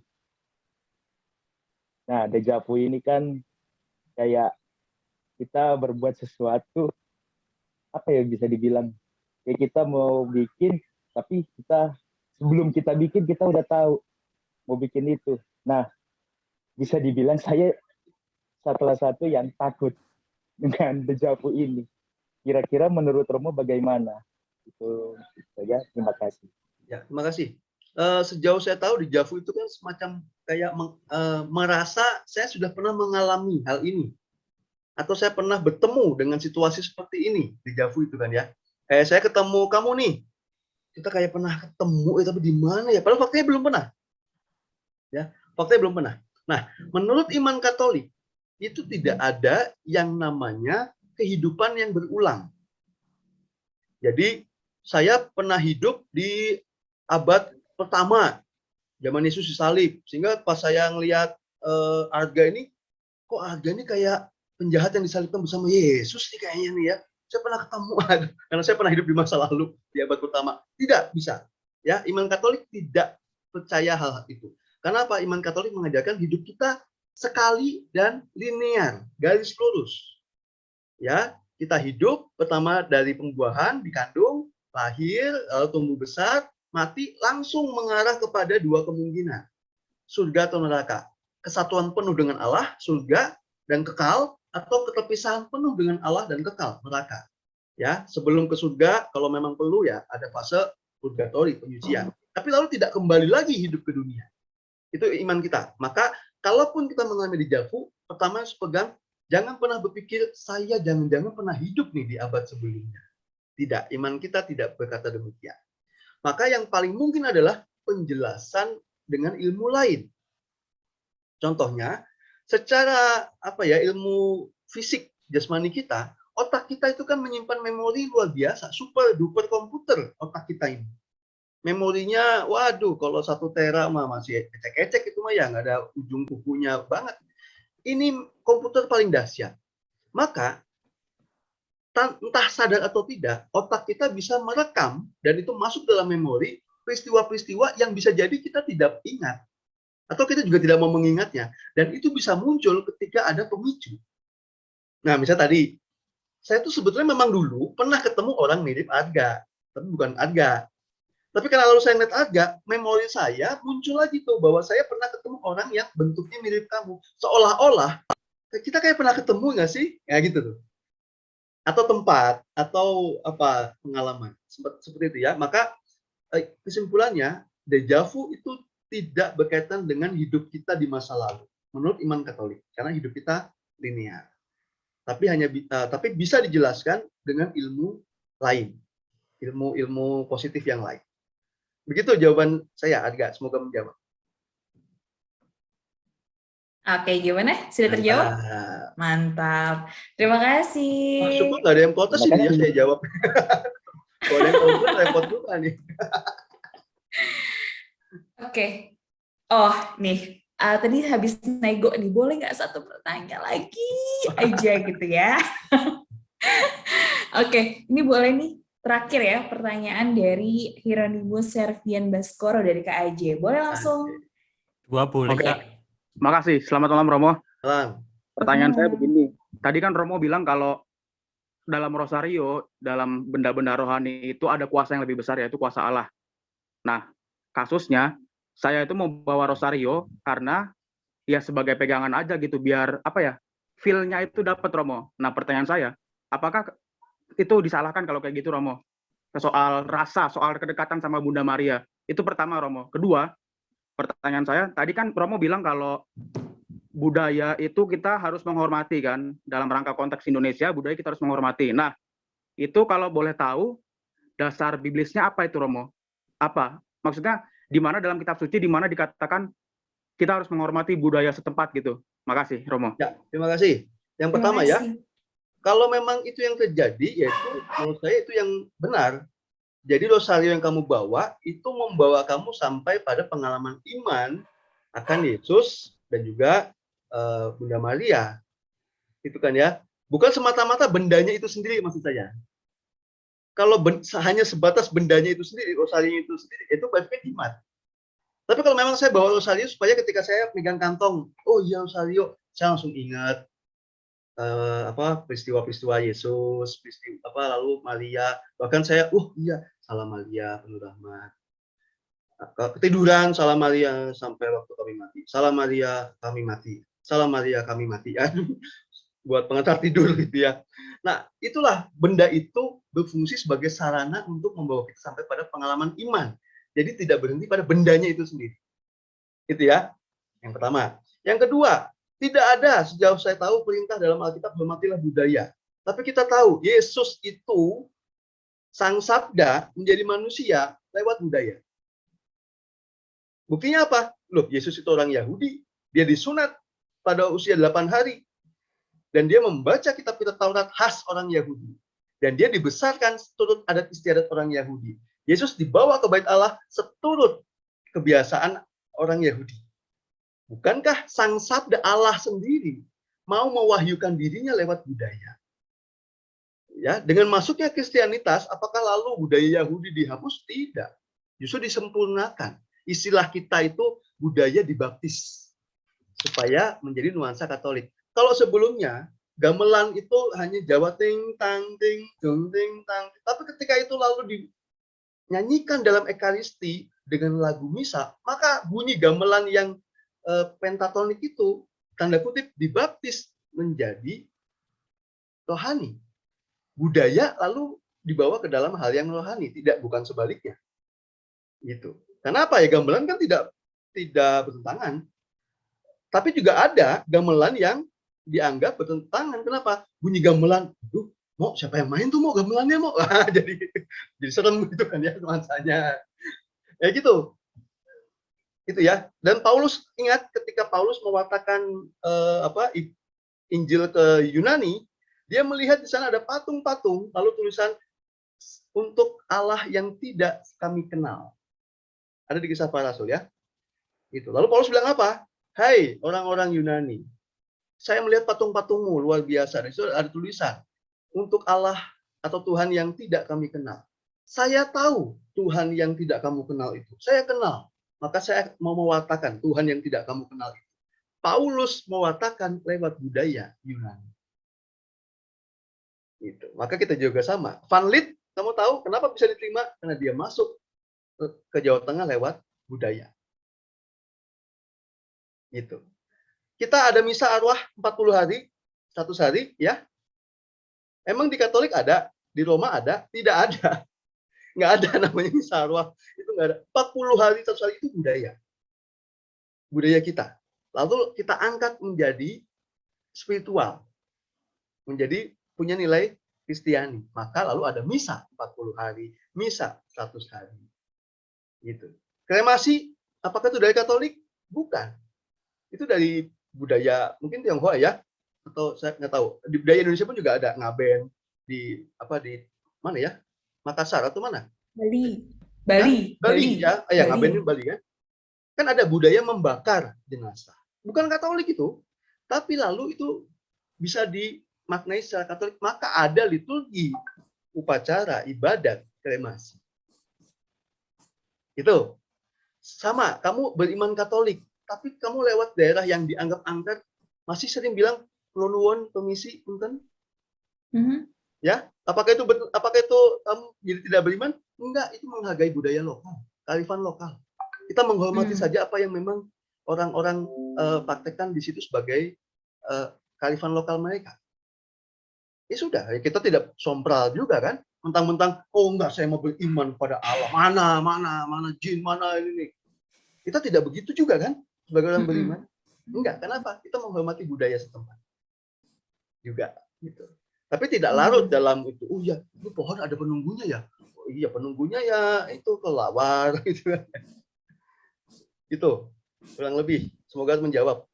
Oh, menjawab. Satu lagi boleh nggak? Saya konklusi dikit. Oh, oke deh. Boleh nggak apa-apa sih? Apa tuh? Ya udah nggak apa. Ya udah. Apa tuh? Kalau mungkin ini standar buat Romo ya, tapi buat saya agak menarik. Kita itu beriman dulu baru percaya, apa percaya baru beriman, Mo? Waduh. Ayam dulu atau telur dulu atau ayam bedanya dulu? apa dulu nih?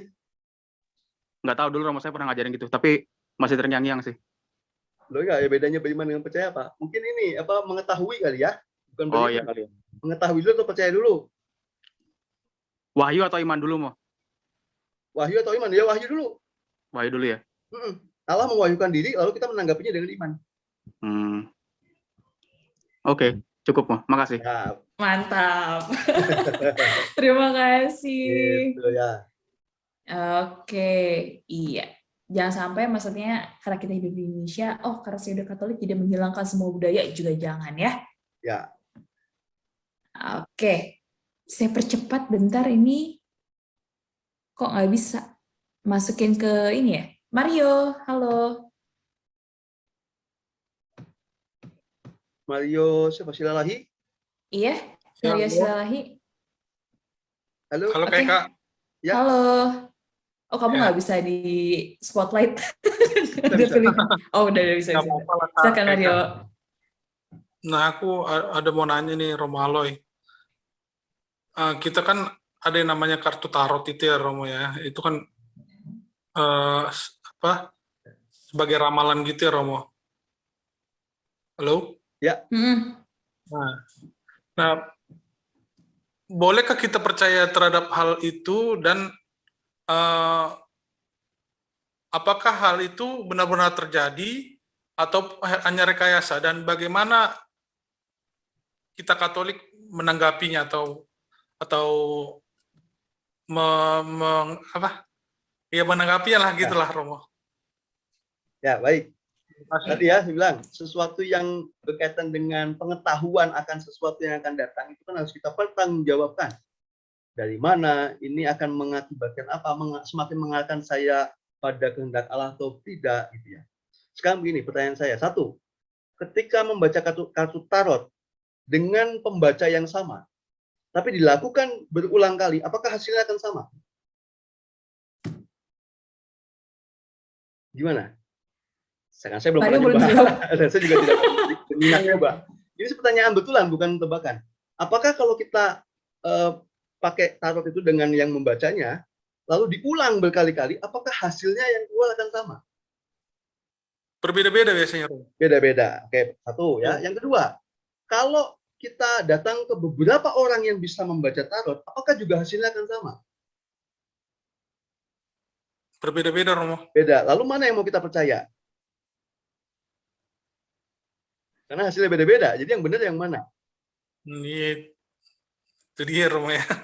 Nah iya, ya sudah dari situ saja. Berarti kita bisa berkesimpulan itu tidak bisa dipertanggungjawabkan. Bisa dikatakan confuse ya hasilnya, Romo ya. Buat confuse. Ya apalagi buahnya confuse, apalagi gitu ya. Udah pasti jelas ini ya tidak benar. Sudah pasti tidak benar. Terlepas dari apakah memang itu tarot itu berasal dari iblis atau apa, tapi yang jelas tidak bisa dipertanggungjawabkan dan ini bertolak belakang dengan iman kita. Dan kalau misalnya andai kata itu benar, apakah kamu mau menggantungkan hidup dan keputusanmu pada tarot itu? Enggak lah, Romo. Kamu ditakdirkan, wah ya, ini takdir ini ya. Mario, kamu ditakdirkan akan begini. Waduh, berarti saya. Nah, apakah kamu mau menggantungkan sesuatu yang harusnya kamu berikan kepada penyelenggaraan ilahi, tapi kamu geser, kamu pindahkan kepada tarot? Masa depanmu mau kamu geser dari kebergantungan pada Allah menjadi kebergantungan pada hasil tarot. Itu aja pertanyaannya. Nah, yang jadi pertanyaan gini, Romo, kadang dari tarot itu benar gimana dong, Romo? Hasil tarot itu seperti yang kita alami gitu, Romo. Ya betul. Contoh ya, kasih contoh aja, Romo. Maksudnya dalam artian 2 tahun ke depan kamu akan gini. Hal tersebut itu terjadi gitu, Romo. Nah, gini, satu. Kalau memang itu ramalan, maka itu pasti bukan dari Allah. Yang kedua, bisa jadi sebetulnya itu bukan ramalan, tapi karena kamu terpengaruh oleh hasil itu, maka kamulah yang mengikuti hasil itu. Hidupmu jadi terpengaruh, tergantung dari hasil itu, terbawa terus. Itu. Kebalikannya dengan apa? Ucapan doa papa ibumu. Nah, belajar yang rajin, anak. Nanti supaya kamu gede jadi pejabat. Oh iya, dia kecil tuh jadi pejabat. Kebawa terus jadi pejabat betulan. Itu kan hal sebaliknya, bahwa ucapan orang tua bukan ramalan, tapi doa dan harapan.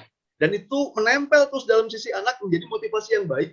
Ternyata doa dan harapan orang tua saya tercapai. Oh, jangan orang tua saya peramal nih. Bukan, itu doa. Itu berbeda. Nah, ini hal sebaliknya dengan tadi tarot. Jangan-jangan justru hidupmu dikendalikan oleh hasil tarot itu. Kan gitu jadinya. Iya. Kita tidak ada yang punya takdir ya. Kamu ditakdirkan menjadi ini. Tidak ada. Kita nggak punya takdir. Kita punya kehendak bebas. Kita bukan aktor dan aktris yang sedang menjalankan skenario kehidupan dari Allah. Enggak, Allah memberi kita kebebasan. Meskipun dengan kebebasan itu Allah sudah tahu resikonya adalah kita memilih yang jahat. Itulah Adam dan Hawa kan. Sejak awal Allah sudah tahu resiko itu. Jadi tidak ada takdir ya. Itu. Yes. Wah, kalau Allah ditakdirkan tidak ganteng. Sebentar, yang ngomong nggak ganteng itu kan yang lain ya. Kalau kata mantan-mantan saya sih, saya juga emang tidak ganteng. Tapi kalau Katolik menanggapinya gimana, Romo? Menanggapinya ya nggak usah mainan kartu tarot itu gimana, Romo? Ya nggak usah mainan. Ya nggak usah tanggepin. Ya nggak usah mainan. Nggak usah ditanggapin tuh. Nggak usah mainan. Itu. Kartu-kartu itu, namanya juga kartu, itu adalah kartu permainan. Membuat kita lalu refreshing. Gitu. Kartu itu mainan. Tapi kalau lalu kita menyikap tadi sikap batinnya, kartu itu menjadi ramalan yang lalu bisa mengubah hidup saya. Nah, udah salah. Gitu. Makanya kartu-kartu ada gambar-gambar itu, ya itu mainan aja, anggap aja itu mainan gitu. Iya. Kadang kartu itu dicampur dengan ya gambar-gambar di pasir gitu, Romo. Nah, ya itu. Digabungin. Iya, tadi buktinya gitu kan, kamu berulang kali pasti akan beda hasilnya. Lah kok masa depanmu ada macam-macam, jadi ngikutin mana nih? Itu ya, Bang Mario ya. Iya ya, Romo. Oke. Makasih, Romo Aloy. Siap. Terima kasih. Nah, mungkin tadi berkaitan dengan takdir, di Katolik tidak mengenal yang namanya adanya takdir, ya, Mbak? Tidak ada. Masa depan kita tuh bukan sudah kayak ini, jodoh di tangan Tuhan. Ya, betul, jodoh di tangan Tuhan. Tapi kalau nggak kamu ambil-ambil, sampai sepanjang segala abad amin, jodohmu di tangan Tuhan. Bahkan mungkin kalau nggak kamu ambil juga, itu jodohmu balik nama itu. Dikasih ke yang lain. PPKB, ya. Gagal saya bisa didapat musim tanah, jadi balik nama. Rezeki juga sama, rezeki di tangan Tuhan. Tapi kalau kamu nggak pernah berusaha kerja, ya rezekimu ya di tangan Tuhan terus. Nanti dikasih ke yang lain yang lebih berdoa dan berusaha.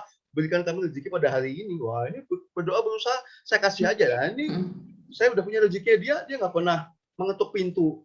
Ketuklah pintu maka dibukakan. Nggak pernah, ya ngapain juga dikasih. Iya.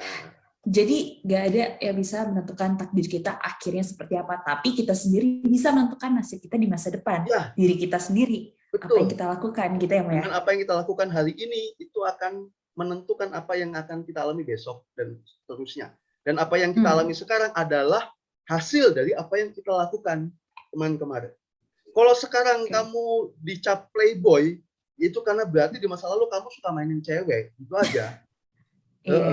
Kamu sekarang punya gelar fuckboy, pasti ada masa lalu yang membuat kamu mendapat cap itu. Tidak serta-merta takdirmu sebagai fuckboy, bukan. Iya benar. Gitu, ya. Do your best, let God do the rest. Wah, lakukan yang terbaik, Allah akan istirahat. Oh, iya, rest istirahat. Iya, benar-benar sih. Iya sih. Penyemangat bebas. Iya, ngarang bebas. Nah, oke. Ini sebelumnya aku mau minta maaf nih teman-teman, pertanyaannya sangat amat luar biasa, rame sekali di kolom chat, tapi tidak bisa saya bacain satu persatu. Tapi mungkin kalau misalnya mereka mau nanya lewat DM ke Romo Aloy, apakah boleh, Mu? Boleh. Oh, boleh. Langsung Ini aja. IG saya mah IG biasa, tidak dipegang oleh admin, enggak. Saya sendiri. Iya. Nanti boleh langsung, mau beb, mau nanya dong, iya. Boleh. Asal itu khusus cewek yang manggil ya, kalau cowok manggil mau beb, saya blok langsung. Iya, boleh nanti langsung nanya aja ke Instagramnya @aloysius.wahyu ya. Nanti langsung dijawab sama Romo Aloy-nya. Oke. Nah, sekian mungkin buat malam hari ini. Kayaknya kalau misalnya diterusin bakal sampai jam 12 malam sampai jam 3 subuh nih kalau misalkan. Pagi saya. Oh iya, besok udah hari Sabtu ya, nggak ada.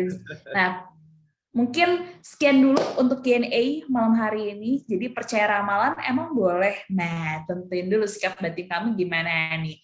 Ramalan itu kalau misalkan secara biblis harus kita percaya justru.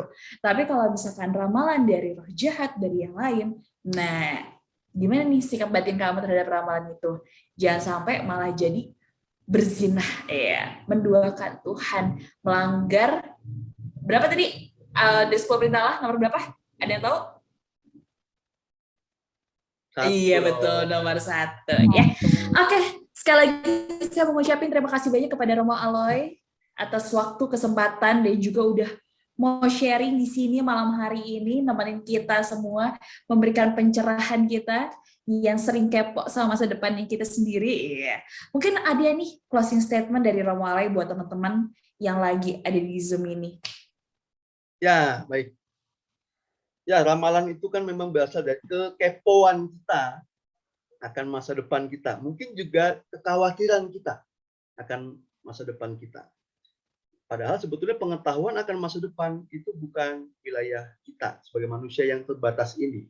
Tapi kita bisa menentukan sendiri masa depan. Ngapain kita cari tahu tentang masa depan kalau kita bisa membuat masa depan kita sendiri?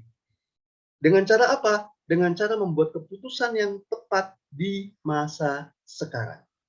Maka tidak perlu kita mengetahui masa depan, karena apa yang kita lakukan sekarang, kita sudah bisa memprediksi kita ke depan akan jadi apa. Dan apa yang kita lakukan sekarang menentukan kita akan jadi apa besoknya. Tidak ngapain mengetahui yang ke depan, ketahuilah saja dari apa yang kita lakukan saat ini dan apa yang kita lakukan kemarin. Gitu. Dan jangan lupa, masa depan itu milik Allah. Maka disitulah letak iman, harapan, dan kasih kita. Bergantunglah pada penyelenggaraan ilahi untuk membimbing kita di masa sekarang, supaya kita membuat keputusan yang benar sesuai kehendak Allah, sehingga masa depan kita pun juga tidak membuat kita khawatir dan insecure di masa kini. Kalau sudah nggak khawatir, tidak insecure, saya kira kita tidak punya keinginan lagi tuh untuk kepo. Aduh, besok jodoh gue siapa ya? Aduh, besok gue rumahnya di mana ya? Itu semua akan terjawab dengan apa yang kita lakukan hari ini. Terima kasih. Ya, terima kasih banyak untuk Kristi ya, sebagai Sekretaris Eksekutif Komkep KWI, kepada rekan-rekan OMK Net ya, Eka, rekan saya sendiri di Kusuma Bandung ya, sudah membantu saya. Lalu untuk Mbak Angel yang dengan tulus membantu menerjemahkan apa yang kita bicarakan untuk saudara-saudara kita yang tunarungu, cara bisu tuli ya, dengan menggunakan bahasa isyarat. Terima kasih. Rekan-rekan muda dari berbagai keuskupan seluruh Indonesia, terima kasih banyak. Mohon maaf juga kalau mungkin ada kata-kata atau sesuatu yang saya lakukan yang membuat rekan-rekan tidak berkenan. Itu saja. Tetap iman, harapan, dan kasih untuk orang muda se-Indonesia. Terima kasih banyak. Iya, terima kasih Romo, luar biasa. Boleh dong tepuk tangan buat Romo, boleh tepuk tangan buat Romo juga. Oke, sampai jumpa ya Romo, nanti mungkin kalau misalkan teman-teman banyak yang pengen nih, nah siapa tahu ada katalog gue versi sesi 2-nya untuk percaya ramalan, atau live IG kalau banyak yang peminatnya. Itu kamu lihat aja ya posternya itu ya, yang tadi katanya kalau ikut semua dapat sertifikat. Itu orang hebat semua itu. Jangan sampai menyesal. Ini baru opening. Berarti Miss Dinalnya nih, ini Miss Dinalnya. Waduh, enggak dong, sama hebatnya dong. Bahan utamanya itu nanti ada ketua Komkep KAJ, ya, ada sekretaris eksekutif Komisi Liturgi KWI, ada Romo Kojo Bogor yang pernah studi di Roma juga. Wah, macam-macam. Itu orang-orang hebat semua. Jangan sampai nyesal. Saya mah, cuman masih tingkat kabupaten lah. Siap. Terima kasih banyak Romo Aloy menjadi pembuka series dari katalog OMK Net. Nah, teman-teman, jangan lupa buat isi form yang ada di kolom chat sebelah. Mana sih? Nah, di sebelah ini ya, ada di kolom chat ada formnya, mohon diisi. Kalau teman-teman nanti bisa ikut semua series dari katalog 2022 ini, teman-teman bisa dapetin sertifikat spesial eksklusif dari OMK Net pastinya. Karena topik-topiknya juga seru, orang-orang yang juga pasti berkompeten di bidangnya masing-masing. Nah, ini nih ada. Mau Erwin itu musik keluarga KAJ. Yang terakhir itu itu bukan artis Korea itu ya. Di Surabaya itu. Romo Opa. Kalau itu ganteng beneran. Kalau saya kan ganteng maksimal. Maksudnya maksimalnya cuma segini, nggak bisa lebih. Iya. Ini mantap ini. Nanti Romo Aloy juga mungkin bisa ikutan ya, Mo ya. Semuanya datengin ya. Ikutan semuanya ya. Oke deh, teman-teman. Karena kita sudah di penghujung acara, karena udah jam 9 malam waktu Indonesia Barat, berarti di waktu Indonesia Timur udah jam berapa nih? Udah jam 11 malam nih, ya kan? Udah malam banget, kasihan teman-teman yang di Indonesia Timur.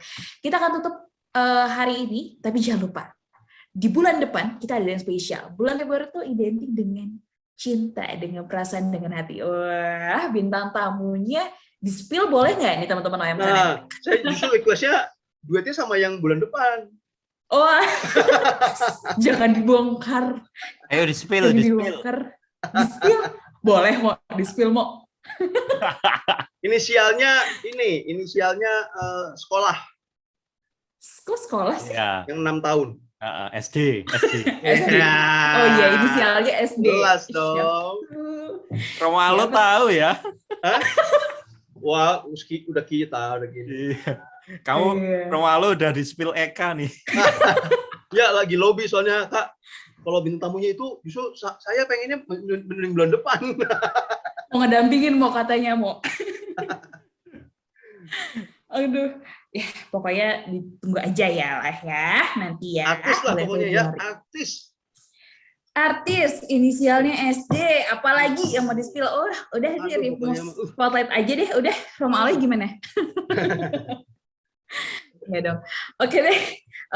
Sebelum kita doa, foto bersama dulu kali ya. Mbak SD. Iya. Wah, foto saya udah banyak di Polsek. Kenapa sih? Oke, Mbak Angela Christina boleh dibantu untuk foto bersamanya. Oke, sebentar ya. Spotlight-nya saya. Spotlight-nya di remove dulu. Iya, di remove dulu. Oke. Remove diri sendiri. Remove diri sendiri. Oke, teman-teman, ini ada 4 halaman. Boleh di siap-siapkan dulu pose terbaiknya. Gimana nih Kak Eka posenya? Boleh. Kita gini ya, pakai logonya katalog. Ini pose ide dari Mas ya. Oke, teman-teman mungkin boleh di stop dulu chatnya sementara supaya nggak muncul di bawah. Oke, saya mulai dari ini ya, batch yang pertama. 1, 2, 3. Oke, batch kedua, sebentar. Oke, batch kedua. Senyumlah terus karena kamu selalu ada di mana ya. Oke, 1, 2, 3. Oke, batch ketiga. Oke. 1, 2, 3. Enggak, 1, 2, 3. Oke. Yang terakhir. Oke, yang terakhir. Sebentar. Oke. 1, 2, 3. Oke, terima kasih. Terima kasih. Wah, ternyata di ruang Zoom ini ada Pastor Edi juga. Selamat malam, Pastor Edi. Ada Brother Tio juga. Wah, ternyata tidak hanya OMK nih. Ada Brother Tio MSC juga. Iya, luar biasa. Wah, ternyata luar biasa, ini beragam usia pun hadir pada malam hari ini. Terima kasih Om Tante yang sudah hadir juga pada malam hari ini. Mantap, luar biasa, keren banget.